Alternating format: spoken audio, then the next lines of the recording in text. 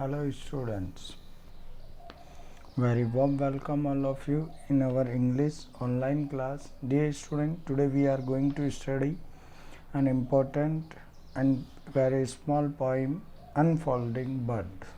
Unfolding Bird, written by Naoshi Koriyama. As you are reading Naoshi Koriyama, Japanese poet who studied English literature in the United States and returned to teach in Japan. Dear student in Hindi, Naoshi Koriyama एक Japan के कवि हैं जिन्होंने English literature US United States से पढ़ी और वो वापस जापान में बच्चों को शिक्षा देने के लिए पढ़ाने के लिए आ गए. He began to write poem while he was away from home.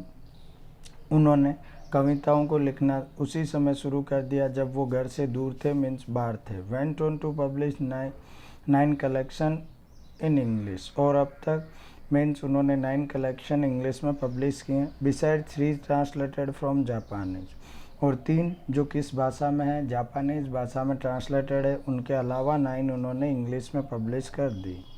He has recently publish a collection entirely in Japanese. उन्होंने अभी हाल ही में एक पब्लिश किया कलेक्शन जो पूर्णतया किसमें, जापानीज में. This poem compare the flowering of water lily to process of understanding a poem. ये जो कविता हम पढ़ेंगे अनफोल्डिंग बर्ड, वो कंपेयर करती है उस वाटर लिली से, उस वाटर लिली के फूलों से, process of understanding a poem, जिससे हम क्या कर सकते हैं, उसी प्रक्रिया से हम कविता को समझ सकते हैं. It is a simple poem but rich in meaning. ये एक पोएम पढ़ने में, समझने में तो आसान है, लेकिन इसका मीनिंग बहुत ही गहराई तक जाता है. What is written in this poem, what we will discuss. Dear student, Unfolding bird. One is amazed by a water lily, unfolding with each passing day, taking on a richer color and new dimensions. In Hindi, one is amazed by a water lily, unfolding.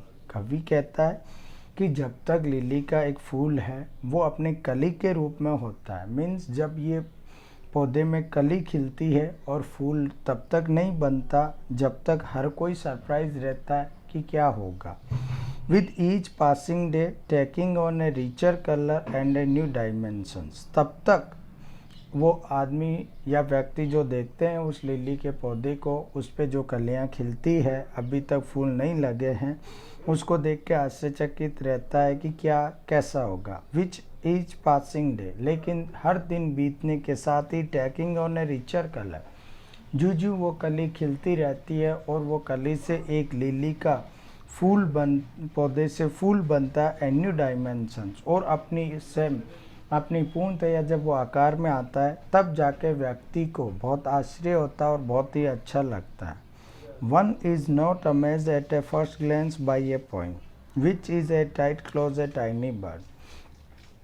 In this stanza, the poet is comparing this poem with a water lily, and one is not amazed at a first glance. कवि कहता है जब तक कोई भी ऐसे आश्चर्यचकित या हम कह सकते हैं उसके बारे में जानकारी नहीं पूर्णतया प्राप्त करेगा at a first glance of by a poem.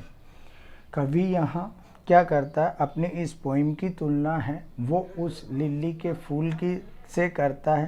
कहता है कि जब तक वो कली खिली थी या उस पर फूल नहीं बनाता तब तक सब कोई उसको लेके अनअवेयर थे, क्योंकि उन्होंने जब पहली बार उसको झलक देखा तो उनको कोई ज़्यादा आश्चर्य नहीं हुआ. उसी तरह एक पोइम को जब हम पहली बार पढ़ते हैं तो उसके जो इनर सेंस है, उसका जो मेन अर्थ है, जो मुख्य उसका सार है, वो नहीं समझ पाते हैं. Which is a tight close as tiny bird, क्योंकि शुरुआती लाइनें जो होती है पोइम की वो हमें पूर्णतया अर्थ, पूर्णतया सार नहीं देती है.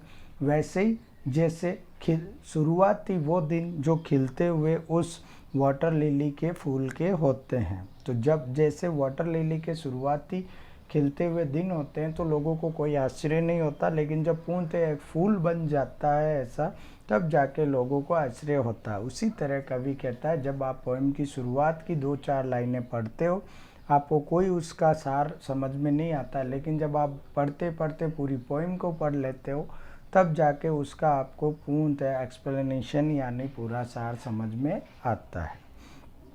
Third stanza, yet one is surprised to see the poem gradually unfolding, revealing its rich inner self as one reads it again and over again. Now poet says that when we start to read any poem, we don't get the complete meaning of that poem, but if we read it again and again, then we get the rich and inner self of the related poem.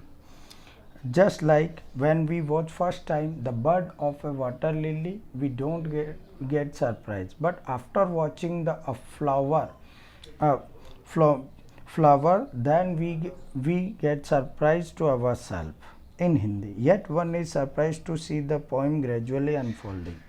कवि कहता है कोई तब तक ज़्यादा आश्चर्यचकित नहीं होता जब तक उस पोइम को शुरुआत में पढ़ता है या धीरे धीरे उसको जैसे जैसे पोइम को पढ़ता जाता है, समझता जाता है, revealing it's reach inner self, और जैसे जैसे कोई उस कविता की जो मूल अर्थ है, मेन जो उसका सार है, उसको पढ़ते हुए समझता जाता है, as it one read again and over again, तब वो उस पोइम को एक बार नहीं, दो बार नहीं, कई बार वो उसको पढ़ना चाहता है, और पढ़ने के साथ बार बार पढ़ने से उसका जो कविता का जो मेन सार है, मुख्य जो सार है, वो उसके समझ में आता है। तो dear student, thus this poem is mostly compare the poet mostly compare this poem with a lily, water lily. He explains that at the starting point of when the water lily is in its as a bud form, then no one gets surprised, but with passing day when it makes a flower, then people surprise. Same as when we start to read any poem, first 4 or 6 lines we don't get the inner sense of the related poem, but we read the whole poem, then we get the inner sense, means we can say the real meaning of the related poem. Thus dear student, we have completed this poem, and I will provide you word meanings and question answer of this poem. Thus dear student, we have completed this poem. Thank you very much. I hope you have understood very well this poem. Thank you.